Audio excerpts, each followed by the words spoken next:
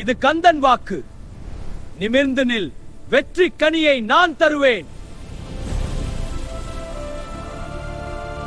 உன் அழுகை தீரும் நேரம் வந்துவிட்டது.